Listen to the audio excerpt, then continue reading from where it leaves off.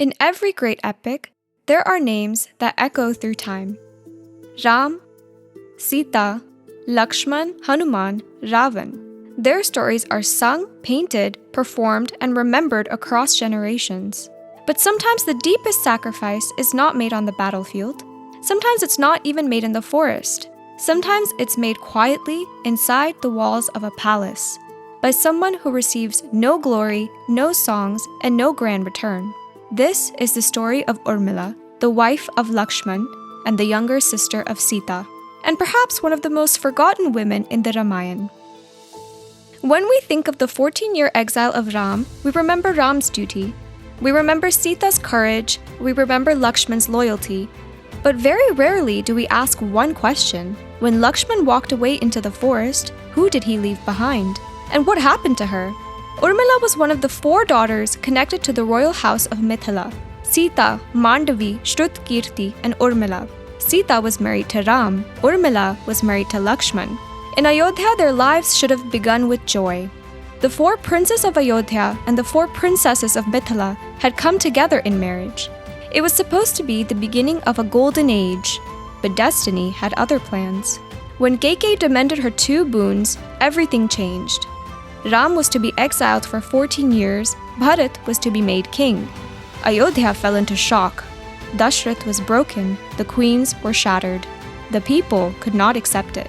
But Ram, as always, accepted dharma without hesitation. He would leave the palace, he would give up the throne, he would walk away into the forest. Sita made her decision too. She would not stay behind in luxury while her husband lived in hardship. She would go with Ram. And then came Lakshman.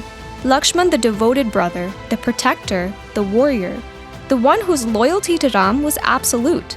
He too decided that he would leave Ayodhya and follow Ram into exile. But this decision was not his alone, because Lakshman was not only a brother, he was also a husband. And in that palace, there was one woman whose life would be completely changed by his choice: Urmila. Imagine that moment.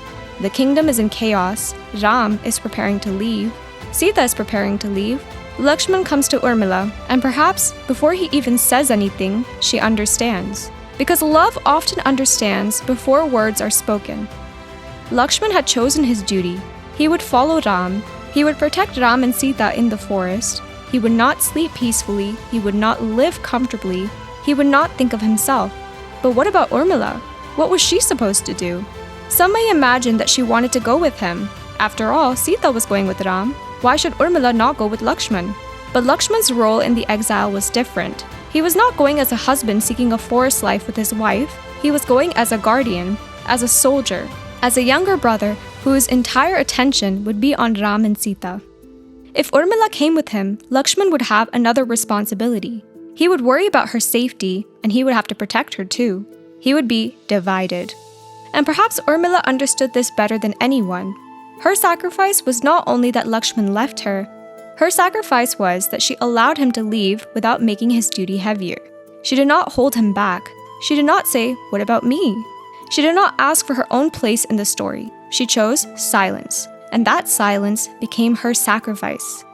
In many retellings of the Ramayana, Urmila's story becomes even more powerful. It is said that Lakshman wanted to remain awake for all 14 years of exile. He wanted to guard Ram and Sita day and night. Sleep would make him weak. Sleep would make him careless, and sleep would create a moment of danger. So Lakshman gave up sleep. But sleep is not something a human being can simply throw away. According to one beautiful tradition, the goddess of sleep, Nidra Devi, came to Lakshman. She told him that no human could escape sleep for 14 years. If he wanted to stay awake, someone else would have to accept his share of sleep. And that someone was Urmila. Urmila accepted it. For 14 years she slept. Not because she was weak, not because she wanted to escape pain, but because through that sleep, Lakshman could remain awake. Through her stillness, he could remain alert. Through her silence, he could become the guardian of the forest. This is one of the most poetic ideas in the Ramayana tradition. Lakshman's greatness is visible, Urmila's greatness is hidden. He stands outside the hut with a bow in his hand. She lies far away in Ayodhya, carrying a burden that no one sees. And this is why Urmila's sacrifice is so haunting. Because she is not forgotten because she did nothing, she's forgotten because what she did was invisible. The world often celebrates action. the person who fights, the person who speaks, the person who walks into danger. But epics also contain another kind of heroism, the heroism of waiting, the heroism of letting go, the heroism of suffering without applause. Urmila lived in Ayodhya while her husband was away, but Ayodhya during those 14 years was not a place of happiness. King Dashrath died in grief. Bharat refused to sit on the throne as a king. Ram's sandals were placed on the throne. The entire kingdom lived in a strange pause, as if life itself had been suspended until Ram returned.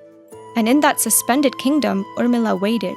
Not for a few days, not for a few months, but for 14 years. And yet, Urmila's pain rarely becomes the center of the story. And perhaps this is why her story feels so modern.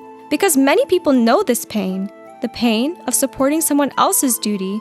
In the Ramayana, Lakshman becomes the image of perfect devotion. But behind that devotion stands Urmila. Because Lakshman could give himself completely to Ram, because Urmila did not demand that he divide himself. That does not make her less important, it makes her essential. And this is where Urmila becomes more than just a character. Urmila reminds us that history is not only built by those who march forward, it is also built by those who stay back and hold the world together. When the 14 years ended, Ram returned to Ayodhya. Sita returned, Lakshman returned. The kingdom rejoiced. Lamps were lit. Ayodhya celebrated the return of its rightful king. But imagine Urmila in that moment. After 14 years of waiting, she sees Lakshman again. The epic does not give her a grand speech, and perhaps that is fitting, because Urmila's story was never loud. Her love was quiet, her strength was quiet, her suffering was quiet. But quiet does not mean small.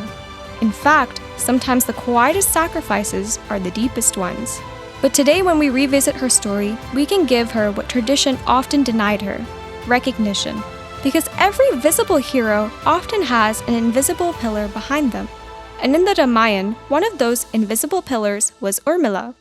And the next time we celebrate the heroes of the Ramayana, we should ask ourselves, how many Urmilas have we forgotten? This was the story of Urmila, the forgotten wife of Lakshman, the silent strength of Ayodhya, and one of the most powerful unseen hearts of the Ramayana. You were listening to Forgotten Indian Epics. I'll see you in the next episode soon. Until then, namaskar.